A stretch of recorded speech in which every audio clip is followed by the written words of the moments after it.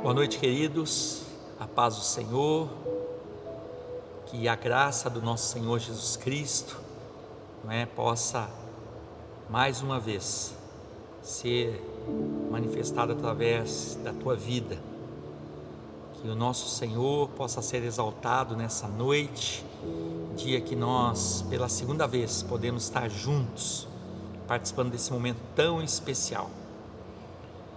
Falávamos de manhã a respeito de estarmos buscando um alimento novo, um alimento, preparado sobre as brasas, uma água fresca da botija, e essa é a figura da palavra de Deus que alimenta o nosso interior, que nos dá vigor, que nos dá saúde, e nós não podemos de forma alguma deixarmos de nos alimentar.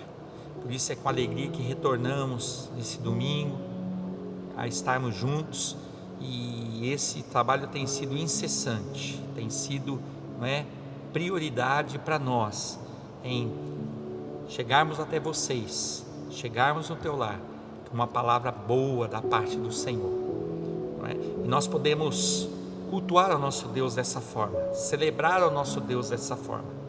Eu tenho certeza que a maioria de nós temos sentido falta, do momento do louvor, da adoração, dos hinos, das músicas, das vozes, mas isso deve ser algo contínuo em nós. O louvor, ele não se resume somente a tambores, símbolos, pratos, a vozes. O louvor é o nosso testemunho, é o nosso dia a dia, é externarmos a nossa fé no nosso Senhor. Cantarmos é muito bom, estarmos juntos, melhor ainda, e sentimos falta. Falávamos esses dias com irmãos que temos encontrado, como tem feito falta um abraço, uma demonstração aí de carinho, um gesto, ainda mais nós que gostamos de nos abraçar, nos beijar, mas é um tempo, e esse tempo também se faz necessário, e também não podemos dizer que não tem sido um tempo bom, que tem provocado em nós essa saudade, esse desejo, e isso é maravilhoso, e também vem da parte do Senhor, porque Ele continua no controle de todas as coisas, Ele está nos dando a direção, Ele não perdeu o controle de nada, e por isso nós podemos retornar aqui nesse domingo, à noite agora, e juntos celebrarmos mais uma vez ao Deus da nossa salvação. Então, já na abertura desta celebração dominical, que eu quero convidar você a abrir a palavra do Senhor no Salmo de número 15. Abra comigo nesse Salmo, e eu peguei hoje aqui para a abertura a Bíblia Genebra, uma linguagem um pouco diferente daquela que estamos acostumados a usar, para fazermos a leitura de um Salmo de Davi, que vem falando a respeito do verdadeiro cidadão dos céus. E quando esse subtítulo fala a respeito disso, e aqui fala cidadão dos céus, em outras traduções diz os verdadeiros cidadãos dos céus, é com relação ao seu comportamento, aos seus procedimentos, porque muitos dizem que são servos, que querem habitar nos céus, mas esse salmo ele nos dá esse norte, essa direção, como deve ser o procedimento, o comportamento, as atitudes, porque isso fala muito, queridos, porque muitas vezes nós falamos de um evangelho, mas nós não vivemos esse evangelho. Nós falamos da boca para fora, como é um ditado popular conhecido e antigo, mas nós não vivemos isso. As pessoas não veem em nós esse comportamento, daquilo que nós falamos. Nós somos o Senhor, as pessoas não veem em nós essa atitude, esse comportamento. Então aqui o salmista vem nesse momento, porque no Salmo 14 ele fala a respeito da corrupção do homem, e quando chega nesse 15, ele fala a respeito como deve ser o cidadão do céu. Depois leia também o 14, você vai ver que interessante, fala a respeito da corrupção do pecador, como deverá ser a sua redenção. Mas olha o que fala o Salmo 15, do verso 1 ao verso 5. Quem, Senhor, habitará no teu tabernáculo? Quem há de morar no teu santo monte? E ele mesmo responde: o que vive com integridade e pratica a justiça, e de coração fala a verdade. O que não difama com a sua língua, não faz mal ao próximo, nem lança injúria contra o seu vizinho. Aquele que está junto, está ao lado, não é só moradia, aquele que caminha junto, aquele que congrega junto, né? Aquele que coabita junto, não faz mal ao seu próximo, nem lança injúria contra o seu vizinho. O que a seus olhos tem por desprezível ao repróbrio, quer dizer, aos seus olhos ele despreza aquele que age mal, ele não é conivente. Lembrando, não é, do Salmo 1, bem-aventurado o homem que não anda segundo esse ímpio, não se detém no caminho, não se assenta à roda, porque nós tendemos a falar que nós somos do Senhor, mas nós vivemos de qualquer forma. Então diz que, né, ele tem por desprezível aquele que tem um comportamento contrário à vontade do Senhor. Isso não quer dizer que ele não ore, mas ele não compactua, mas honra aos que temem ao Senhor. Hoje nós temos visto tantas disputas, homens levantando bandeiras de homens, defendendo homens que não têm nem noção do que estão fazendo. E nós temos que caminhar com aqueles que temem ao Senhor, mas têm as práticas que alegram o coração de Deus. E diz mais: o que jura com dano próprio e não se retrata, é aquele que não sai da posição, ele não recua diante da sua posição, mas não é de intransigência, é no temor ao Senhor. O que não empresta o seu dinheiro com usura, nem aceita suborno contra o inocente. Quem deste modo procede, não será jamais abalado.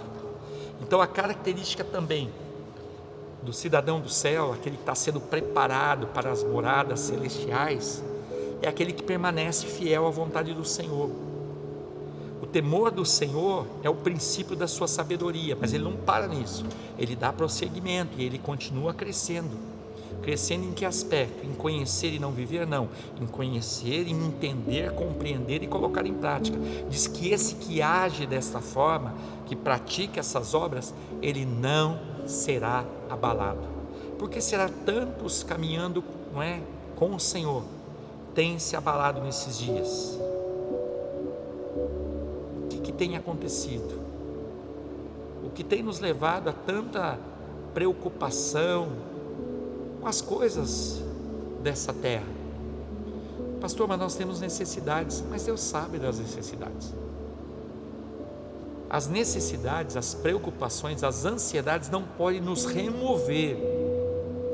Nesse mundo nós vamos ter isso e muito mais, porque diz em Eclesiastes, livro de Eclesiastes, né, escrito por um sábio, que os dias dos homens, eles são dias difíceis. E a maioria desses dias, não é a minoria, a maioria desses dias serão dias maus. Serão dias maus. Então nós seremos, não é, provados, porque Deus não tenta ninguém, é que o inimigo no meio da prova, ele vem te tentar. Onde está teu Deus? Você não confia no Senhor? O que está acontecendo? Então ele vem te tentar, mas Deus não. Deus, ele vai nos provando, e a cada prova nós vamos nos fortalecendo, né? Eu tenho dito, não há personal trainer melhor do que um Deus fiel e maravilhoso, um Senhor que conhece a nossa estrutura e diz: eu não vou lançar sobre você além daquilo que você pode suportar. O estudioso de física, né, da educação física, ele tem que conhecer um pouco de anatomia, porque você não pode chegar, não é, numa aula, numa academia e ser lançado sobre você um peso onde tua musculatura, a tua estrutura não vai suportar. Por isso tem ali orientador. Agora, melhor que o Senhor não tem. Por isso que ele diz: eu conheço a tua estrutura, eu não vou permitir além das tuas forças. Consegue entender isso? Que nós estamos num processo de um crescimento, também físico, mas muito mais espiritual, recebendo, não é, uma estrutura, sendo renovados nessa estrutura, oxigenados nessa estrutura, revigorados nessa estrutura, e Deus, não é, Ele vai permitindo situações, para que nós venhamos a encontrar nele mesmo vigor, resistência.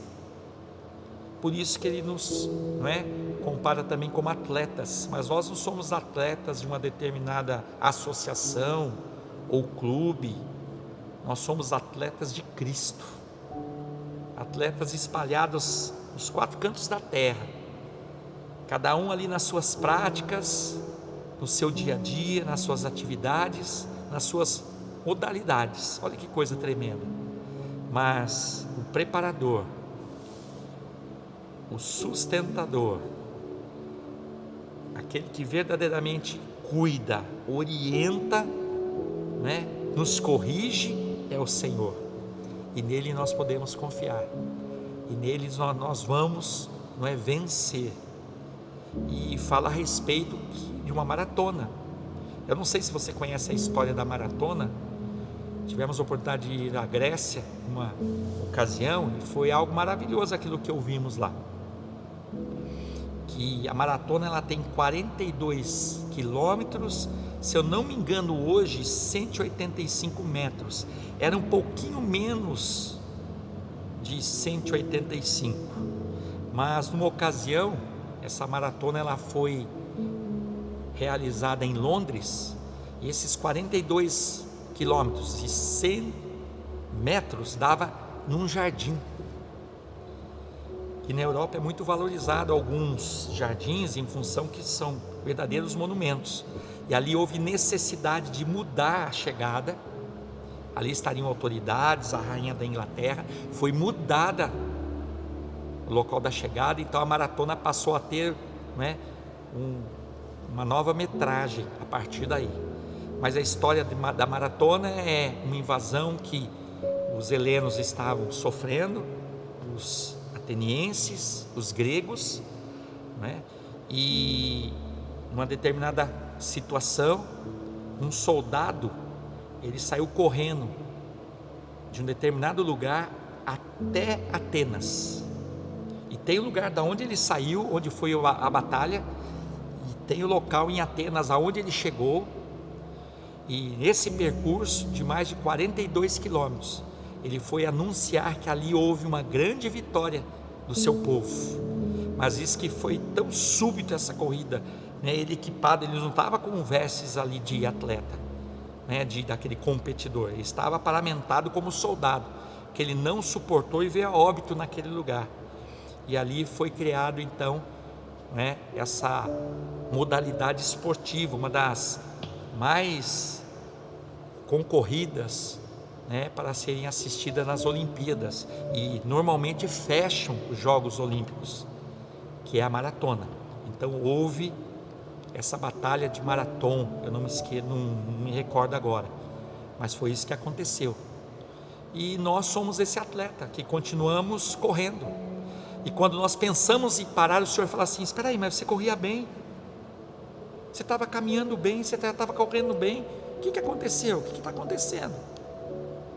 É porque muitas vezes nós tiramos o nosso olhar da vontade do Senhor, do propósito do Senhor, e começamos a nos comportar como cidadãos dessa terra, e nós não somos dessa terra, nós somos cidadãos dos céus, nós somos ministros de uma nação celestial. É dela que nós falamos, é nela que nós nos empolgamos, é nessa expectativa, nesse aguardo que nós nos alegramos, nos motivamos. Nós não vivemos de motivação terrena, achando que vai se levantar um Salvador. Quando disserem Cristo está ali ou aqui, ou o Salvador da pátria está lá ou acolá, não acredite, não acredite, porque já tem se levantado o anticristo. Então eu quero te convidar nessa noite se alegrar, atleta do Senhor, se alegra nele, e vamos continuar essa caminhada. Eu quero orar agradecendo pela tua vida, por essa abertura, e já pedindo pela vida do Lucas Cantizani, que é o porta-voz da palavra do Senhor ministrada nessa noite. Até aqui nós fizemos menção da palavra, agora ela vai ser pregada, vai ser encucada em nós. Amém? Fecha os teus olhos, vamos orar ao nosso Deus. Senhor, muito obrigado, Pai, pela oportunidade de estarmos reunidos pela segunda vez nesse dia, e já entendendo e compreendendo este momento tão precioso, único, Pai. Tivemos uma manhã maravilhosa, uma ministração também, mas este momento é o melhor, porque nos reunimos mais uma vez ao redor do Teu nome. Eu não sei o que meu irmão, minha irmã tem passado,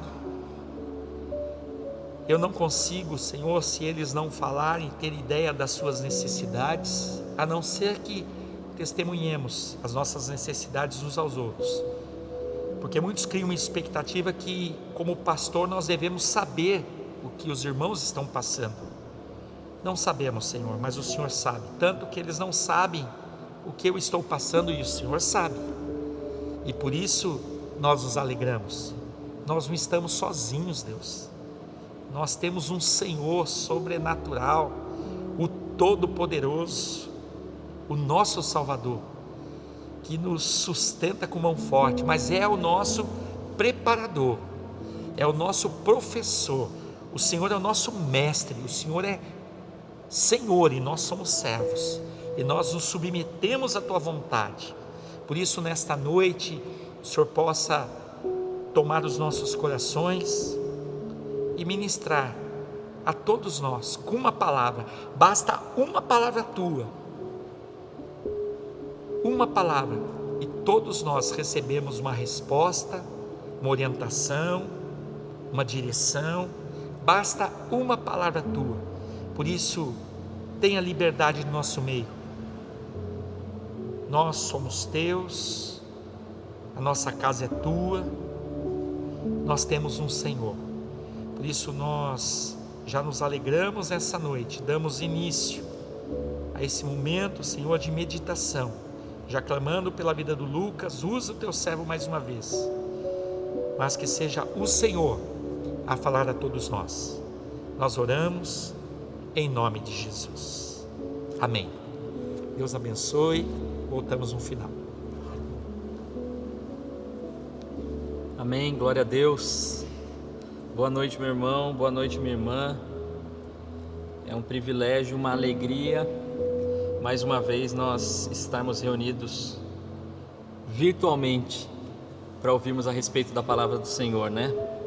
Deus é maravilhoso, Ele continua no controle de todas as coisas e Ele continua sendo muito bom. Hoje de manhã nós ouvimos a respeito, né, de que Deus quer nos usar, mas algumas coisas precisam entrar em ordem para que Ele possa nos usar, né? Nós ouvimos ali a respeito de Gideão e como Deus é bom. Eu queria compartilhar com os irmãos um texto que está ali no livro de 2 Reis, no capítulo 7. Nós vamos ler um trecho do versículo 3 até o versículo 16. 2 Reis, capítulo 7, dos versos 3 até o 16.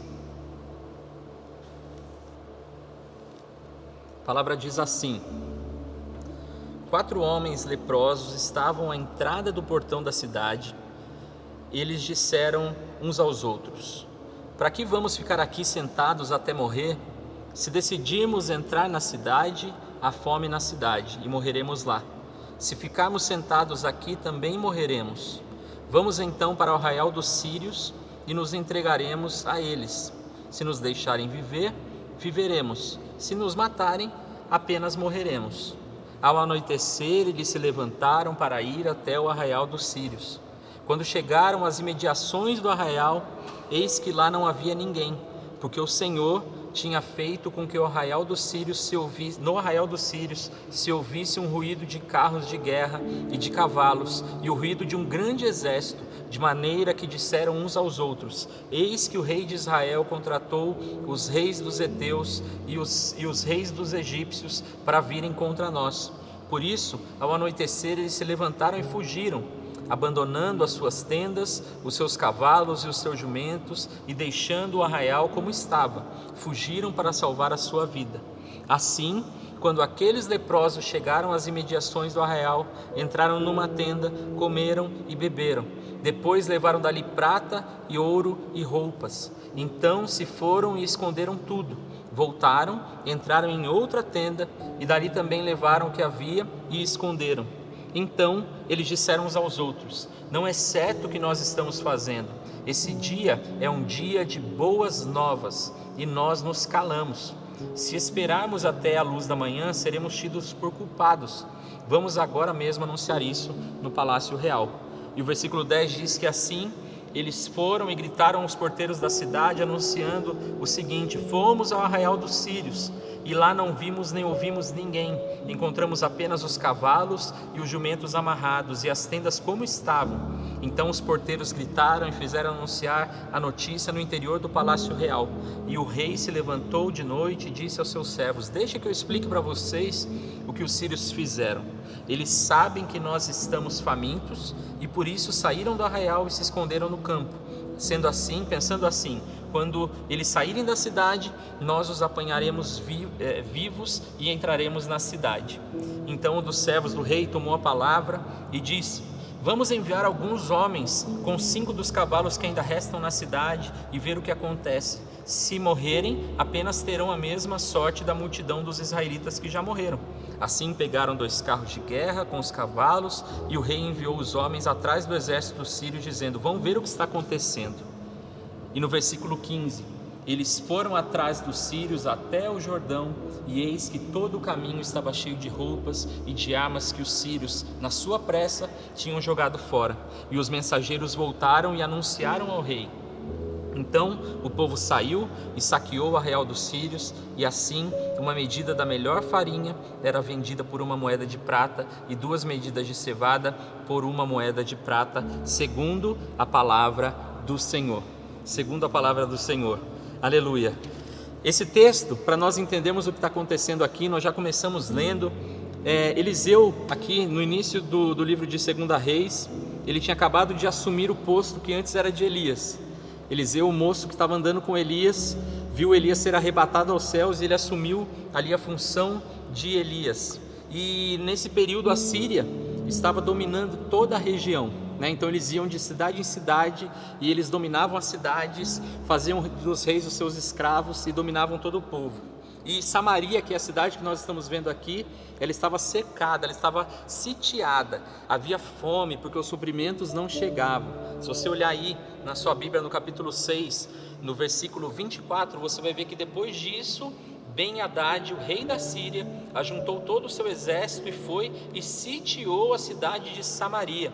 E no versículo 25, houve grande fome em Samaria, porque eles estavam sitiados. Então não tinha como os alimentos chegarem, os suprimentos chegarem. Ali o preço das coisas começou a subir, o povo começou a passar fome, e a situação era tão grave que, se você continuar lendo aqui a continuação do capítulo 6, você vai ver que era uma situação de calamidade. As mães estavam comendo os seus próprios filhos para se manterem vivas, e eles não encontravam nenhuma saída. Terrível, uma situação terrível. E aqui nós chegamos finalmente até o capítulo 7, no versículo 3, quando nós encontramos esses 4 leprosos. Nós precisamos lembrar aqui que os leprosos, eles eram impuros. Então eles tinham que ficar fora dos muros da cidade, fora dos portões da cidade. Isso foi estabelecido por Deus lá no livro de Levítico. Depois você pode meditar nisso. O livro de Levítico, no capítulo 13 e no capítulo 14, nós vamos ver as leis acerca daqueles que tinham lepra, daqueles que eram acometidos de lepra. E se as coisas estavam mal dentro da cidade, onde as pessoas estavam passando fome, imagina para quem estava do lado de fora da cidade, né? A cidade toda cercada pelo exército sírio. Aqueles homens ali, aqueles 4 homens, eles não viam nenhuma saída, e a conversa deles era justamente nesse sentido: olha, nós estamos aqui do lado de fora da cidade, o povo lá dentro está passando fome, e nós, se entrarmos, vamos passar fome junto com todo mundo e vamos morrer. Se nós ficarmos aqui, nós vamos morrer também. Então vamos fazer o seguinte, vamos até o arraial do inimigo e vamos nos entregar a eles. Se for da vontade deles que nós vivamos, nós vamos viver, mas se for da vontade de nós morramos, nós já íamos morrer de qualquer maneira. E aí, quando eles chegam no arraial dos sírios, eles são surpreendidos. Eles foram surpreendidos. E quando eu estava meditando nessa passagem, nessa semana, ela me fez lembrar muito a respeito do Evangelho de Cristo. Homens famintos de Deus, desolados, sem valor algum, são surpreendidos pela graça de Deus e encontram abundância nas palavras de Jesus. E por que isso me lembrou o Evangelho? Porque esses homens encontraram uma graça e foram surpreendidos de tal maneira que eles não podiam guardar aquela informação só para eles mesmos. E é isso que a gente vai ver lá no versículo 9, 7 e 9, olha só. Então disseram uns aos outros, olha, não é certo o que nós estamos fazendo, esse dia é um dia de boas novas e nós nos calamos. Os leprosos famintos, agora saciados, foram e anunciaram boas novas aos que eram famintos e agora que eram saciados e agora estavam famintos. Eles levaram as boas novas para a cidade onde eles viviam. E é sobre isso que eu quero refletir com os irmãos hoje. Boas novas. E eu quero pensar junto com os irmãos alguns pontos a respeito das boas notícias e das boas novas do Evangelho de Cristo, baseado nesse texto de 2 Reis, no capítulo 7. A primeira coisa que a gente pode tirar de lição desse texto maravilhoso que está em 2 Reis, muito antes do Evangelho aparecer, muito antes de Jesus, nós vamos ver a respeito dos instrumentos que Deus usa. É interessante porque se você for meditar nesse texto, nesse trecho que fala a respeito dessa situação que essa cidade estava vivendo, você vai ver que a saída para essa cidade, ela não veio do rei ou dos governantes, aqueles que tinham autoridade, que tinham poder, que tinham força, que tinham conhecimento. O escape também não veio através da vida dos soldados, preparados para a guerra, homens fortes, capacitados, treinados em todas as artimanhas de guerra. A solução não veio em nenhum desses homens. A solução veio de 4 leprosos, através da vida de 4 leprosos, A solução veio de onde eles menos esperavam. Aqueles homens e mulheres dentro daquela cidade talvez nem se lembravam mais daqueles leprosos que estavam do lado de fora. E Deus usou esses improváveis instrumentos para trazer as boas notícias para essa cidade. E o Evangelho também é dessa forma, Porque quando nós olhamos para o Evangelho, nós podemos ver desde toda a história bíblica. Se nós olharmos lá para Moisés, nós vamos ver Moisés falando: quem sou eu para falar alguma coisa, para libertar o seu povo, Senhor? Nós olhamos para Davi, vemos Davi, o mais novo dos irmãos, o menor, foi usado por Deus. O próprio Jesus, que os judeus esperavam que viessem como um rei poderoso, ele veio numa manjedoura. Parece loucura, e muitas vezes eu e você já falamos isso, A gente teve a oportunidade ou foi convocado pelo Senhor para falar do amor dele para alguém, e nós já nos viramos e dissemos para o Senhor: quem sou eu para falar alguma coisa, Tem pessoas muito mais capacitadas do que eu, tem pessoas muito mais preparadas do que eu. Quantas vezes a gente já disse isso? E é sobre isso que Paulo vai nos fazer refletir num texto muito interessante, que eu quero te convidar a abrir lá em 1 Coríntios, no capítulo 1. Logo no início dessa carta que Paulo escreveu para essa igreja de Corinto, ele vai convidar essas pessoas a fazerem uma reflexão junto com ele. 1 Coríntios, no capítulo 1, nos versículos do 26 até o 29, onde a gente vai ler. Paulo vai falar assim: irmãos, considerem a vocação de vocês. Irmãos, lembrem-se do chamado de vocês. Não foram chamados muitos sábios segundo a carne, nem muitos poderosos, nem muitos de nobre nascimento. Pelo contrário, Deus escolheu as coisas loucas desse mundo para envergonhar os sábios, e escolheu as coisas fracas do mundo para envergonhar as fortes. E Deus escolheu as coisas humildes do mundo e as desprezadas e aquelas que não são, para reduzir a nada as que são, a fim de que ninguém se glorie na presença de Deus. Eu posso declarar hoje que eu e você somos os instrumentos improváveis que Deus usa. Talvez alguém, ao olhar para a minha vida, olhar para a sua vida, vai dizer: não, aí não, Esse não, mas é justamente esses nós que Deus escolhe, os fracos, os sem conhecimento, para confundir aqueles que são. Essa é uma coisa maravilhosa que a gente pode extrair desse texto. Esses homens leprosos, esses homens esquecidos, esses homens que jamais seria imaginado que a solução viria a partir deles. Eles foram usados por Deus para trazer as boas novas que resultaram na transformação daquela realidade. Outra coisa que nós podemos extrair desse texto maravilhoso é a respeito da motivação para anunciar as boas novas. E eu quero te trazer essa reflexão, né? Esses leprosos, voltando aqui para 1 Reis, no capítulo 7, eles tinham sido esquecidos, né? Eles tinham sido abandonados, eles estavam do lado de fora dos muros, e mesmo naquela situação de calamidade que estava dentro da cidade, eles continuavam ali do lado de fora, eles não podiam entrar só porque a situação estava difícil. E mesmo eles tendo sido esquecidos, no momento em que eles descobrem essa boa notícia, eles se lembram daquelas pessoas. E aí eles viram uns para os outros, como nós lemos aqui, e dizem: olha, não é certo o que nós estamos fazendo, esse dia é um dia de boas novas, nós precisamos anunciar isso para todo o povo da nossa cidade. E aí eles vão e são usados, né? Como nós podemos ficar calados diante de uma notícia tão maravilhosa como essa? E quando nós olhamos para o Evangelho de Cristo, eu quero te fazer esse questionamento: como nós podemos ficar calados diante de uma notícia tão maravilhosa como essa que nós recebemos? Como nós podemos não falar nada a respeito dessa maravilha, dessa valiosa bênção que nós recebemos, desse tesouro que nós encontramos, desse alimento precioso que nós encontramos? E quando eu falo de motivação, eu não estou falando sobre ser motivado, entenda que existe uma diferença aí.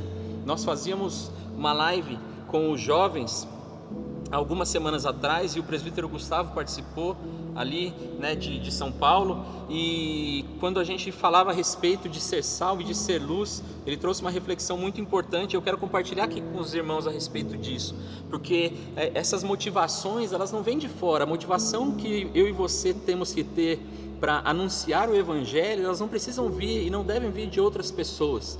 Muitas vezes, a gente já ouviu aqui, ao longo desses 16 anos que nós estamos aqui em Caçapava, a gente precisava fazer mais evangelismo, precisava incentivar mais a igreja a evangelizar. Nós precisamos entender, é diferente, nós precisamos entender que é inerente ao cristão ser sal e luz, faz parte do cristão, né? Não é uma tarefa, é uma consequência de ser cristão. Anunciar as boas novas não é simplesmente uma tarefa, é uma consequência. Se eu sou cristão, eu anuncio as boas novas. Lá em Mateus, no capítulo 5, nós temos um texto muito conhecido, e foi o texto que foi citado pelo presbítero Gustavo nessa live. Mateus, capítulo 5, nos versículos de 13 a 16, talvez você conheça esse texto de cor. A palavra vai dizer assim, Jesus falando, né? Vocês são o sal da terra. E se o sal vier a ser insípido, como pode restaurar o sabor? Para nada mais presta, senão para lançado fora, ser pisado pelos homens. E ele continua dizendo: vocês são a luz do mundo. Ele não fala assim, vocês devem ser. Você entende a diferença? Não é você deve ser a luz, não é você deve ser o sal, é você é sal, você é luz. Vocês são a luz do mundo. Não se pode esconder uma cidade situada no alto de um monte, nem se acende uma lamparina para colocá-la debaixo de um cesto. Em outras passagens dizem, em outras versões dizem, debaixo de uma cama. Não faz sentido eu acender uma lamparina e esconder ela, não. Ela foi feita para ser colocada no lugar adequado, onde ilumina bem todos os que estão na casa. E aí Jesus diz, assim brilhe também a luz de vocês diante dos outros, para que vejam as boas obras que vocês fazem e glorifiquem o Pai de vocês que está nos céus. Vocês são luz, vocês precisam ser luz, é o que Jesus está nos dizendo. Mas mesmo assim, com essa orientação de Jesus, se nós voltarmos um pouquinho, nós lemos os versículos 13 a 16, se você voltar um pouquinho no versículo 11, você vai entender que você vai encontrar sim barreiras pelo caminho, eu vou encontrar barreiras pelo caminho. Mateus capítulo 5, no versículo 11, Jesus vai dizer que bem-aventurados, felizes são vocês quando por minha causa os insultarem e os perseguirem, e mentindo disserem todo mal contra vocês. Alegrem-se e exultem, porque é grande a sua recompensa nos céus, pois assim perseguiram os profetas que viveram antes de vocês. É muito interessante, e por isso que eu disse que essa passagem dos leprosos tem muito a ver com o Evangelho, porque a notícia que esses leprosos levaram para a cidade era uma notícia maravilhosa, e essa notícia, mesmo sendo tão boa, causou desconfiança. E se você for olhar aqui nos versículos 10 e 11, quando eles foram até os portões e gritaram, falando a respeito do que eles tinham visto, você vai ver que o rei fala com desconfiança. Olha, eu vou explicar. O rei fala assim, é muito astuto, o rei é muito sábio. Ele disse, eu vou explicar para vocês o que está acontecendo. O exército se escondeu, sabendo que a gente está com fome, então eles deixaram tudo vazio. Quando a gente for lá para pegar comida, eles vão vir, vão atacar todos nós e vão nos pegar vivos. E foi tido com desconfiança, o inimigo tinha ido embora, mas mesmo assim eles foram recebidos dessa forma. Nem mesmo o fato deles terem vindo saciados, nem mesmo o fato deles trazerem algo maravilhoso, fez com que as pessoas acreditassem neles de cara. E isso muitas vezes acontece comigo e com você, e isso muitas vezes me impede carnalmente, te impede na nossa carne, nos nossos pensamentos, nos nossos sentimentos, de prosseguir anunciando as boas novas do Evangelho. Porque a gente fala assim, não, eu não vou falar com essas pessoas, as pessoas são tão relutantes à mensagem do Evangelho hoje em dia, eu não vou perder meu tempo com isso, eu não vou gastar minha energia, porque as pessoas são turronas. Mas se você fizer uma reflexão aí na sua casa, e eu posso falar aqui diante de você agora, eu não conheço ninguém mais turrão do que eu, você também talvez não conheça ninguém mais turrão do que você. Nós não desistimos de anunciar a mensagem do Evangelho, porque não desistiram de anunciar para nós. Nós não desistimos porque nós sabemos os efeitos que essa mensagem vai produzir na vida das pessoas. E esse é mais um ponto que nós vamos aprender aqui. Nós não desistimos porque nós sabemos os efeitos que essa boa notícia causa, os efeitos que ela provoca. Aqueles 4 leprosos sabiam que aquela notícia era muito boa e ia trazer transformação para aquela cidade. Eles tinham parentes lá dentro, com certeza, e eles precisavam anunciar isso para trazer essa transformação. E quando nós olhamos para o Evangelho, nós entendemos que as boas novas do Evangelho de Cristo trazem transformação, e elas transformaram a nossa realidade. E por saber que essas boas novas do Evangelho de Cristo transformaram a nossa realidade, nós anunciamos aos outros, porque por amor nós queremos que a realidade dos outros também seja transformada, assim como a nossa realidade foi e tem sido transformada pelo Evangelho de Cristo. Nós devemos nos empenhar em espalhar as boas notícias do Evangelho por isso, porque nós sabemos que elas causarão transformação na vida das pessoas. A notícia que esses leprosos levaram aqui em 2 Reis, no capítulo 7, ela causou uma transformação numa fome física que aquelas pessoas estavam tendo. E é muito interessante, se você abrir a sua Bíblia lá em Atos, no capítulo 8, nos versículos de 5 a 8, você vai ver um servo de Deus chamado Filipe indo a essa mesma cidade de Samaria.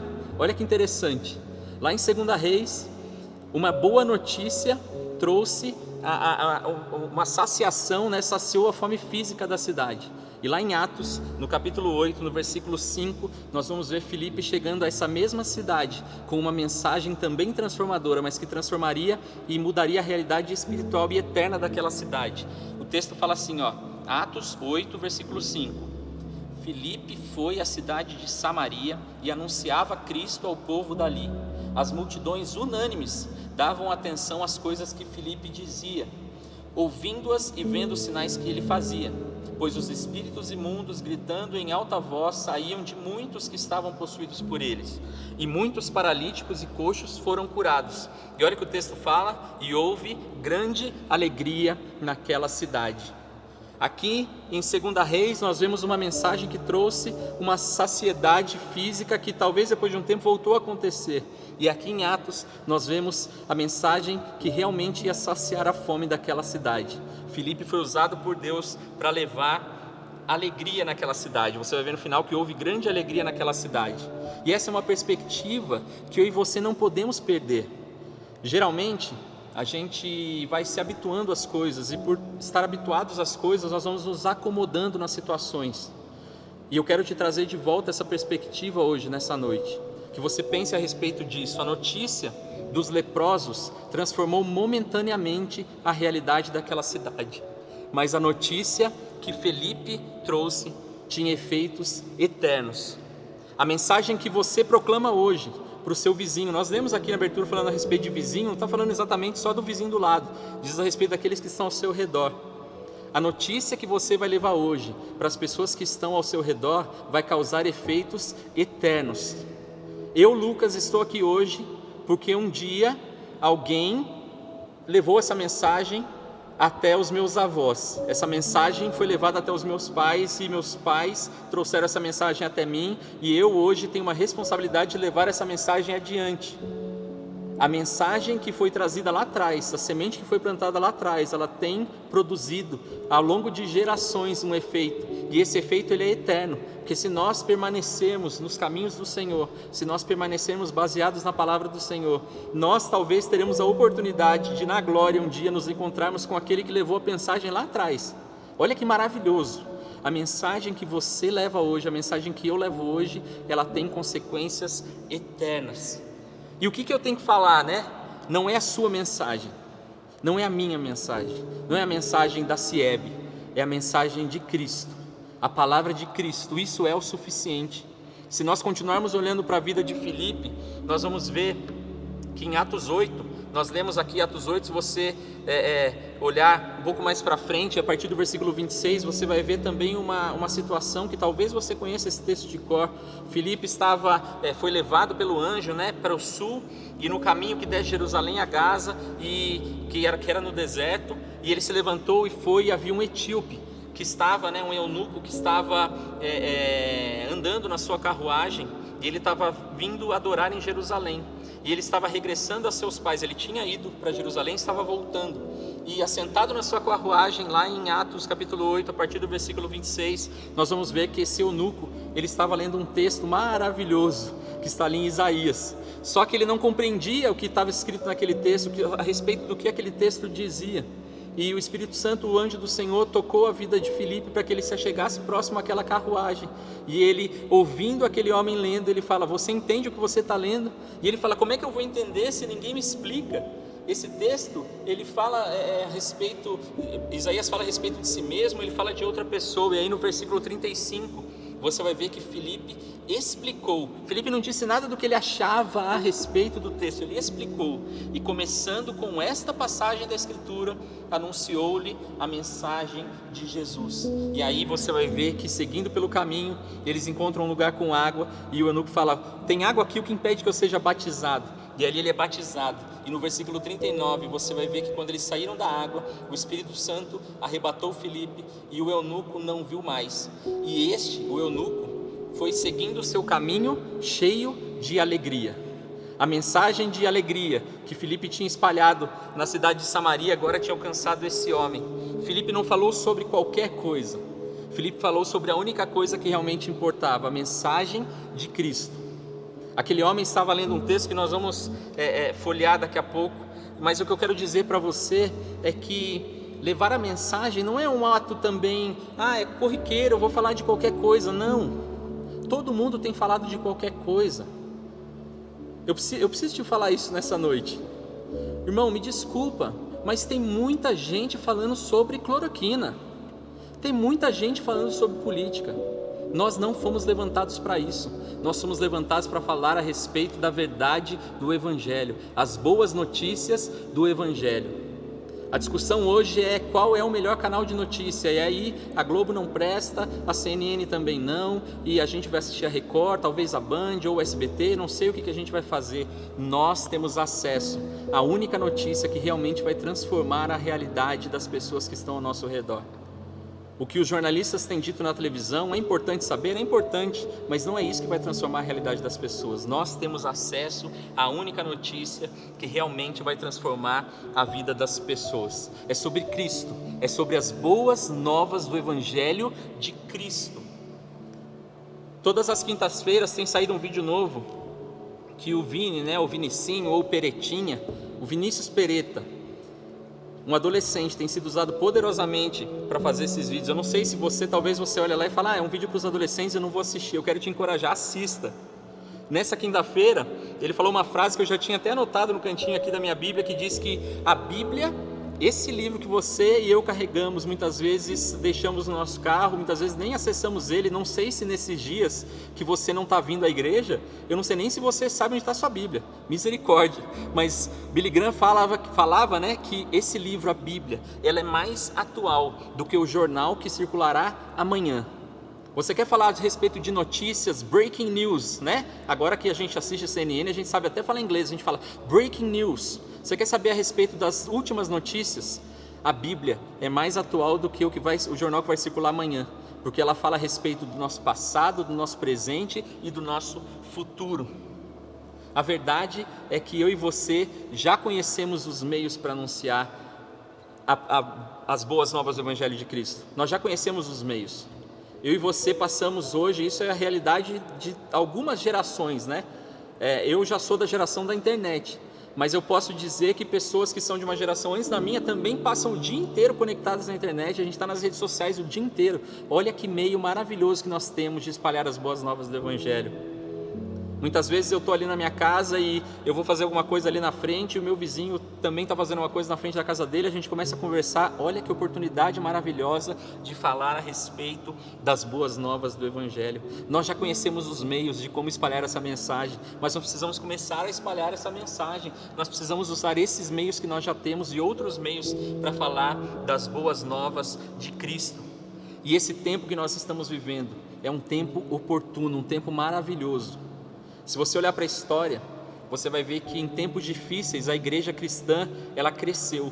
Por quê? Porque as pessoas estão sedentas, as pessoas estão buscando respostas, as pessoas estavam presas na sua rotina, cada um fazendo a sua agenda, cumprindo os seus compromissos, envolvidas nos seus trabalhos, nos seus relacionamentos interpessoais. E a verdade é que os trabalhos mudaram, cada um está na sua casa, os relacionamentos interpessoais quase não existem mais, são virtuais. E as pessoas querem saber respostas, elas querem buscar as coisas agora, elas querem saber por que isso está acontecendo, o que vai ser depois disso. Os programas que mais têm feito sucesso são aqueles que falam a respeito do mundo pós-pandemia. Eu não sei como vai ser o mundo pós-pandemia, mas eu sei que o mesmo Deus que exercia o seu governo, o seu poder sobre o mundo antes da pandemia, está exercendo o seu governo, o seu poder nesse mundo com a pandemia e vai continuar exercendo o seu poder pós-pandemia. Nós temos a notícia, as pessoas estão sedentas. E em Provérbios você vai ver, Provérbios 25, 25, o sábio Salomão vai dizer que a boa notícia é como água fresca na boca do sedento. A boa notícia é como água fresca na boca daquele que tem sede. Nós temos boa notícia, nós conhecemos o autor, o consumador da nossa fé, nós conhecemos Jesus, a fonte das águas vivas que vai saciar a sede das pessoas, nós conhecemos. Lá em Efésios, no capítulo 5, nos versículos 14 a 16, nós vamos ver uma orientação importante trazida por Paulo, que vai dizer o seguinte: por isso é que se diz, desperte você que está dormindo, levante-se dentre os mortos, e Cristo o iluminará. Portanto, tenham cuidado com a maneira como vocês vivem. Olha só o que Paulo está nos dizendo: tenham cuidado com a maneira como vocês vivem, não como tolos, mas como sábios, aproveitando bem o tempo, porque os dias são maus. Os dias são maus. E eu e você precisamos ser sábios, porque no meio desses dias maus, o Senhor quer que nós aproveitamos bem o tempo, como homens sábios e não como tolos. Nós temos agido como qualquer outra pessoa. Ah, mas é normal, né? Todo mundo está espalhando isso, mas como dizia minha mãe, e um dia eu vou falar isso para Maria, você não é todo mundo. Eu e você, nós não somos como qualquer outra pessoa do mundo. Nós somos escolhidos e separados para anunciar uma mensagem maravilhosa e poderosa. Nós precisamos fazer isso, nós precisamos ser sábios, nós precisamos crer, nós precisamos viver e nós precisamos pregar a palavra de Deus em todo o tempo, em todas as oportunidades. E nós temos tido uma oportunidade maravilhosa para fazer isso. Nós fomos chamados para ser portadores das boas novas. Então que em nome de Jesus eu e você sejamos portadores de boas novas. Nós somos chamados a isso, mas que nós possamos ser isso, portadores de boas novas. Eu sou portador de marca-passo. Essa palavra é interessante, portador. Eu carrego comigo algo que não é meu, mas ele está comigo o tempo todo. Nós somos portadores das boas novas de Cristo. Nós precisamos carregar e anunciar essas boas novas. E eu quero te convidar para nós encerrarmos, abrir a sua Bíblia, no livro de Isaías, o profeta messiânico. Isaías, no capítulo 52, a palavra de Deus diz lá no versículo 7: quão formosos sobre os montes são os pés dos que anunciam as boas novas, que fazem ouvir a paz, que anunciam coisas boas, que fazem ouvir a salvação, que diz a Sião, o seu Deus reina. É isso que nós devemos fazer. Quão formosos são os pés daqueles que anunciam as boas novas e que dizem a Sião: o seu Deus reina. E eu não estou falando a respeito de positivismo, né? A gente tem que tomar cuidado com isso. A palavra fala para nós anunciarmos as boas novas a respeito da paz do Senhor, que anunciam as coisas boas. Não, então eu vou começar a compartilhar as frases dos pensadores, e aí a gente nem percebe, a gente está compartilhando frases de homens e mulheres que viveram totalmente contrário ao que a palavra nos ensina, mas é porque uma frase bonitinha vai causar um efeito bom nas pessoas, vai trazer uma sensação positiva. Não, nós precisamos falar da mensagem do Evangelho de Cristo. Essas são as boas notícias, as coisas boas, e bem-aventurados são, né, formosos são os pés daqueles que fazem ouvir a salvação. O texto de Isaías 52, o texto de Isaías 53, o texto de Isaías 54 tem que fazer parte da nossa meditação. Eu quero como o Vinicinho faz, né? Te faço um desafio. Nessa semana que se inicia hoje, medite nesses capítulos. No capítulo 53 você vai ver a respeito daquilo que o eunuco meditava. Eunuco estava meditando a respeito de Isaías 53, né, que fala aqui que ele foi oprimido e humilhado, mas não abriu a sua boca, falava a respeito de Jesus. E esse texto que nós lemos em Isaías 52 é um texto maravilhoso. Isaías 52 começa dizendo: acorda, Sião, revista-se de força, vista suas roupas finas, ó Jerusalém, cidade santa, porque os incircuncisos e imundos nunca mais entrarão em você. Levante-se e sacuda a poeira, ó Jerusalém cativa, livre-se das correntes do seu pescoço, ó cativa filha de Sião, porque assim diz o Senhor: por nada vocês foram vendidos e sem dinheiro serão resgatados, porque assim diz o Senhor Deus: o meu povo no princípio desceu ao Egito para nele habitar, e a Assíria sem razão o oprimiu. Agora, que farei eu aqui, diz o Senhor, pois o meu povo foi levado por nada. Os seus opressores dão uivos, diz o Senhor, e o meu nome é blasfemado todo dia sem cessar. Por isso, o meu povo saberá o meu nome, por isso naquele dia saberá que eu sou quem diz: eis-me aqui. E aí vem esse texto que nós lemos: quão formosos são os pés daqueles que anunciam as boas novas. No versículo 9, o texto nos diz: gritem de alegria e juntas exultem. E ele está falando a respeito dos atalaias do povo. Ó ruínas de Jerusalém, porque o Senhor consolou o seu povo, ele remiu a Jerusalém. O Senhor desnudou o seu santo braço à vista de todas as nações, e todos os confins da terra verão a salvação do nosso Deus. Versículo 13, ele vai dizer: eis que o meu servo, aqui ele está falando a respeito de Jesus, procederá com prudência, será exaltado e elevado, e será muito sublime, como muitos pasmaram à vista dele, pois o seu aspecto estava tão desfigurado, mais do que o de outro qualquer, e a sua aparência mais do que outros filhos dos homens. Assim causará admiração às nações, e os reis fecharão a sua boca por causa dele, porque verão aquilo que não lhes foi anunciado, entenderão aquilo que não tinham ouvido. Esse texto fala a respeito de Jesus, esse texto fala a respeito daquele que se entregou como ovelha muda e morreu para que eu e você tivéssemos vida. Essas são as boas notícias que eu e você precisamos levar, essas são as boas notícias que eu e você precisamos compartilhar, essas são as boas notícias que não podem sair dos nossos lábios em momento algum. As pessoas estão sedentas por saber dessa verdade, e nós carregamos isso. Como é que nós podemos viver uma vida inteira ouvindo a respeito de Cristo, dizendo que nós cremos em Cristo, mas nós não anunciamos as boas novas de Cristo àqueles que estão sedentos e famintos? Nós não anunciamos as boas novas de Cristo para aqueles que estão morrendo ao nosso lado. Nós não podemos mais. Hoje de manhã nós ouvimos que Deus quer nos usar, e eu quero te dizer, eu sei uma forma como Deus quer te usar. Ele quer te usar como porta-voz das boas novas do Evangelho de Cristo. Ele quer te usar poderosamente, e eu tenho certeza que se você se dispor na presença do Senhor a ser usado por Ele, Ele vai colocar as palavras na sua boca, porque você não vai falar a respeito de você mesmo, eu não posso falar a respeito de mim mesmo, mas nós temos que anunciar a verdade do Evangelho, e nós veremos a transformação vinda da parte do Senhor acontecer na vida daqueles que têm dado ouvido a essa mensagem. Mas como ouvirão se nós não pregarmos? Que eu e você sejamos usados a partir dessa semana para espalhar as boas novas do Evangelho ao mundo todo, começando por aqueles que estão ao nosso redor. Talvez você tenha tido pouco contato físico com as pessoas nesses dias, mas com certeza você tem tido muito contato virtual com as pessoas nesses dias.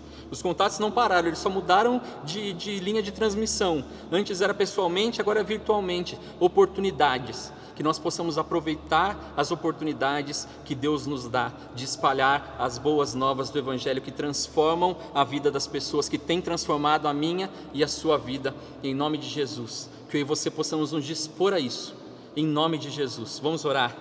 Senhor, nós estamos aqui nessa noite na Tua presença, confiando na Tua palavra que é fiel e poderosa, Senhor. E nós queremos nos colocar diante do Senhor nessa noite.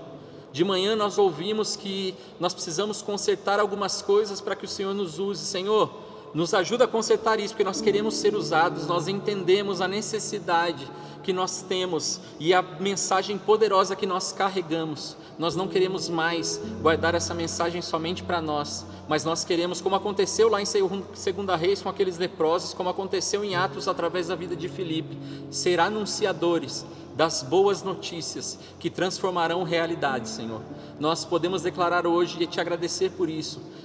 As verdades do Evangelho de Cristo têm transformado a nossa vida. Muito obrigado, Senhor. Muito obrigado porque nós tivemos acesso a isso, e que o Senhor nos use, nos capacite, nos dê entendimento, sabedoria, para que nós possamos fazer com que outros também se acheguem a essa mensagem poderosa através das nossas vidas.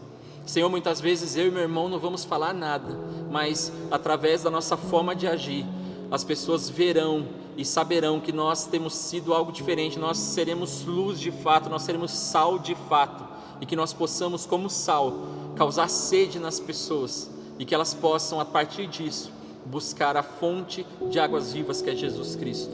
Usa as nossas vidas, toma as nossas vidas, conduz as nossas vidas. É o que nós te pedimos nessa noite, em nome de Jesus. Amém e amém.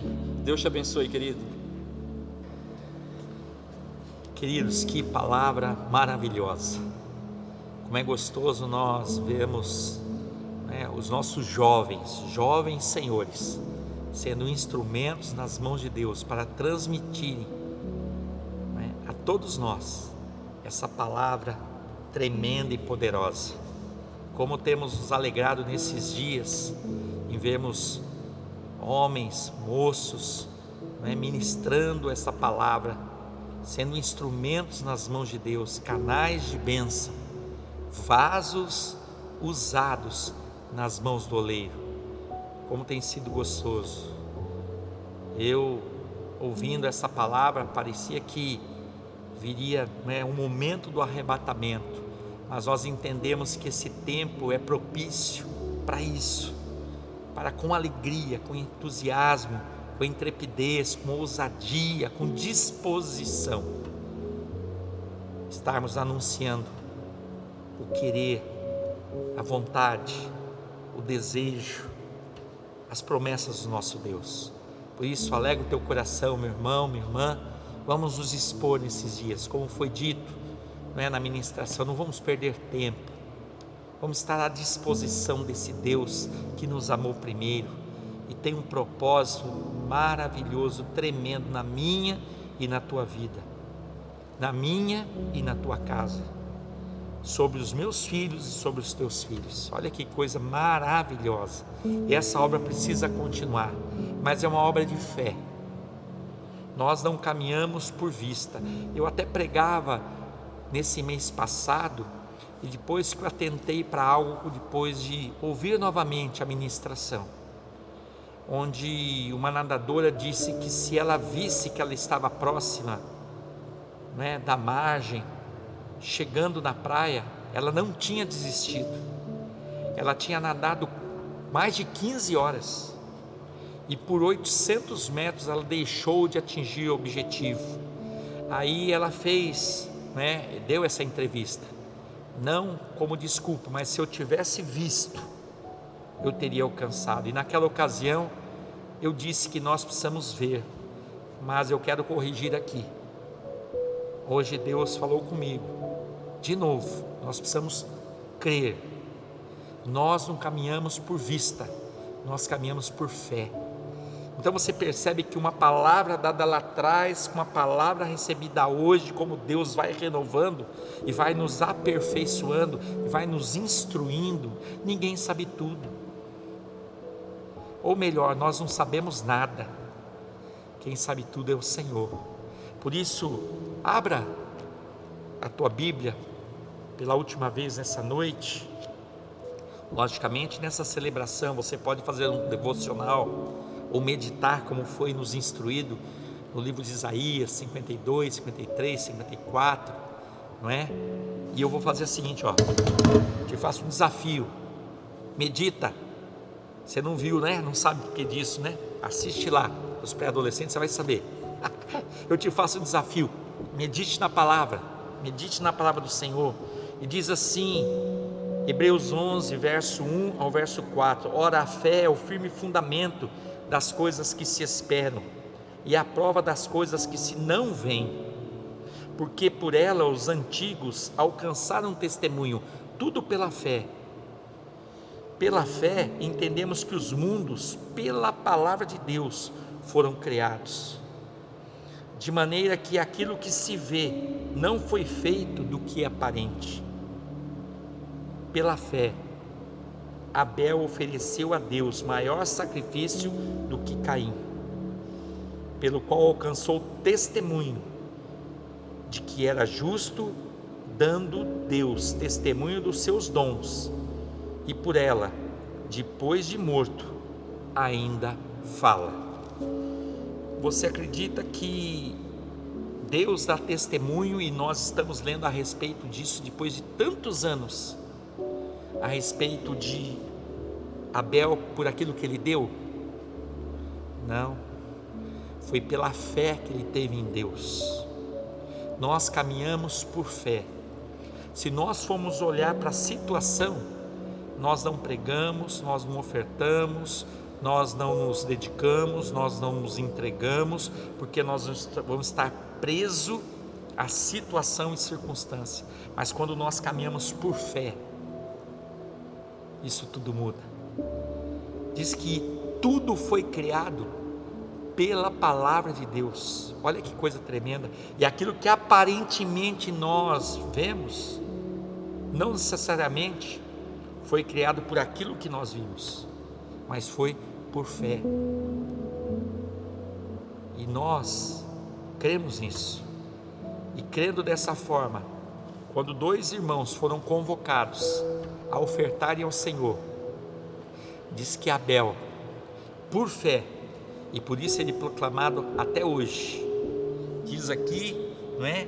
Depois de morto, ainda fala, porque tal foi a fé que ele trouxe as primícias ao Senhor, enquanto o seu irmão Abel, Caim, depois de um tempo, diz que ele trouxe uma oferta ao Senhor. O Senhor se agradou daquilo que Abel deu. Não foi por quantidade, não foi a qualidade, ainda que ele deu o melhor, porque ele deu as primícias, mas foi porque ele deu crendo no Deus que havia requerido dele. O que o Senhor tem pedido da tua vida? Hoje ouvimos, se disponha, seja usado, seja ousado, se alegre nesse chamado. O Senhor tem um propósito em nossas vidas. Ele quer que venhamos abrir os nossos lábios, porque é Ele que vai encher, não é, a nossa boca. É verdade que nós não vamos anunciar se nós não meditarmos, que eu não posso falar daquilo que eu não conheço, mas o Senhor chamou a você e a mim para sacrificarmos a Ele, para servirmos a Ele. E muitas vezes você cria uma ideia que Deus quer tudo que é teu. Eu quero dizer que Deus já te deu tudo. Ele quer, por fé, a tua oferta, a começar da tua vida, do teu tempo, da tua disposição. E por que não dar as primícias? E por que dar o resto ou a sobra?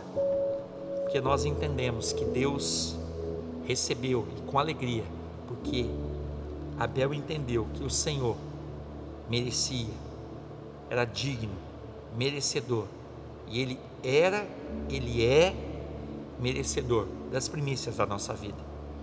Então que você, ao se colocar diante do Senhor, oferte o melhor do teu tempo, oferte o melhor da tua vida, Oferte o melhor da tua caminhada nessa terra, que é curta, é passageira. Oferte o melhor daquilo que tem vindo nas tuas mãos. Oferte o melhor. Essa é a nossa orientação que recebemos da parte do Senhor através da sua palavra. Entrega o melhor ao teu Deus. Nós estamos encerrando o mês. Hoje é dia 31. E sempre no primeiro domingo nós oramos pelos aniversariantes, mas hoje é 31, então amanhã, segunda-feira, nós já temos os aniversariantes. Hoje, o último dia do mês, é aniversário da Thelma Zaleski. Amanhã, a Dani Vargas e o Paulo Eusébio fazem aniversário. Então nós já temos uma semana. Se nós fôssemos orar semana que vem, nós íamos ficar uma semana atrasados. Então nós resolvemos, não é, estar hoje já orando pelos aniversariantes, e após esse culto você já vai receber a listagem dos irmãos que estarão aniversariando, aniversário de nascimento e também de casamento nesse mês de junho. Então eu tenho alegria no término agora dessa celebração de estar orando por você, aniversariante, pela Thelma nós já oramos no começo do mês, receba o nosso abraço hoje, mas a partir já de amanhã nossos irmãos, pela misericórdia de Deus, completam mais um ano de vida. Nesse mês completam mais um ano de casamento e nós nos alegramos a vida de todos, amém? Mas lembrando, antes de orarmos, que amanhã sai uma nova história para as crianças, e como tem sido maravilhoso esse trabalho, eu quero convidar você nas segundas-feiras estar assistindo, mas também compartilhando essas mensagens que têm sido direcionadas aos nossos pequeninos, mas que todos podem assistir, participar e compartilhar. Na terça-feira teremos mais uma live das mulheres, tem sido também um trabalho tremendo, muito bom. As lives têm sido assim momentos maravilhosos, onde mulheres têm sentado aos pés do mestre, todas as terças-feiras pelo Instagram às 15 horas. Você também é convidada, minha irmã, a estar participando, participe, faça parte desse projeto que tem alcançado, tem apacentado, tem orientado muitas vidas. Muitas não conseguem atingir a sabedoria, porque a mulher sábia edifica o lar. Virtuosidade, porque estão presas a tantas coisas. É o momento que você tem. E uma novidade, essas lives ficam gravadas, então você não tem desculpa. De repente, se você não participou naquele momento ali online, fica gravado na plataforma do Instagram e você pode estar assistindo depois. Mas é importante você estar ali compartilhando. As irmãs têm ali manifestado também a sua fé, a alegria de estarem juntas nas terças-feiras. Convido você. Quarta-feira continua as nossas aulas. A nossa escola bíblica acontece de quarta-feira. Que Deus continue usando a vida do pastor Helder, que o Senhor possa renovar as suas forças, a sua alegria, a sua disposição, e que ele continue sendo esse instrumento nas mãos de Deus. Na quinta-feira sai mais um vídeo para os pré-adolescentes e adolescentes, e como disse o Lucas, todos nós podemos participar, assistir e compartilhar, É muito gostoso quando na quinta-feira a partir das 10 já sai ali o vídeo, nós já assistimos, já compartilhamos em nossas redes sociais. Isso é importante, isso edifica. Faça isso, mude, não é a característica, o formato da tua página. Mude, comece a compartilhar as coisas do Senhor, propagar a palavra do Senhor, os trabalhos da igreja da qual você faz parte, da comunidade a qual você está inserido, inserida. Você de repente vai criar uma expectativa que quem vai fazer? Os que vierem depois, gerações futuras. Mas se você não testemunhar, não tem como. Participe. Na sexta-feira mais uma convocação para a oração, E eu creio que já é o primeiro sábado do mês, nós já teremos a live dos jovens, é isso? É isso, já a primeira live dos jovens, então, nesse primeiro sábado do mês de junho de 2020, depois de Cristo. Até aqui nos ajudou o Senhor. Eu quero encerrar orando, agradecendo a Deus pelos aniversariantes e convidando você, participe da nossa agenda semanal, mas compartilhe aquilo que edifica, aquilo que é verdade, é aquilo que permanece para sempre. Amém? Senhor, muito obrigado, Deus, pela vida, Pai, dos nossos irmãos que a partir de amanhã, nesse mês de junho, completam mais um ano de vida. Aqui está o nome deles, das nossas crianças, mais um ano de vida que o Senhor tem concedido, Senhor, a eles, a sua família, a nós como irmãos em Cristo. Nós nos alegramos da vida dos nossos irmãos, das nossas irmãs, crendo que eles nasceram nesse propósito maravilhoso de serem também instrumento nas tuas mãos.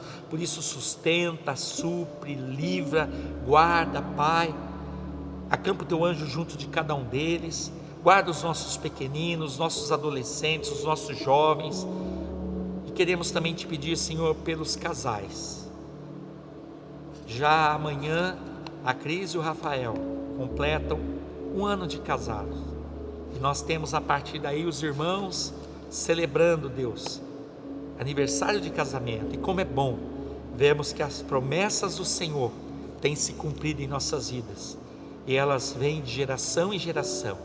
Muito obrigado pela oportunidade de estarmos orando, Senhor, neste dia, já te agradecendo pelos aniversariantes do mês de junho, na certeza que o Senhor gerou cada um deles, uniu-os e tem os sustentado até aqui, porque fiel é o Deus da nossa salvação. Nós oramos, agradecido por cada um deles, nós oramos em nome de Jesus. Amém.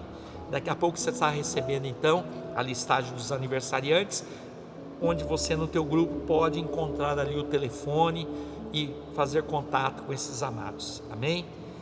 Que o amor de Deus, a graça do nosso Senhor Jesus Cristo e a doce comunhão com o Santo Espírito seja com a tua vida, com a tua casa, com a tua família, com a Igreja de Cristo, não somente hoje, mas eternamente. Amém. Deus abençoe. Voltamos no domingo que vem, se assim permitir o Senhor. Deus abençoe.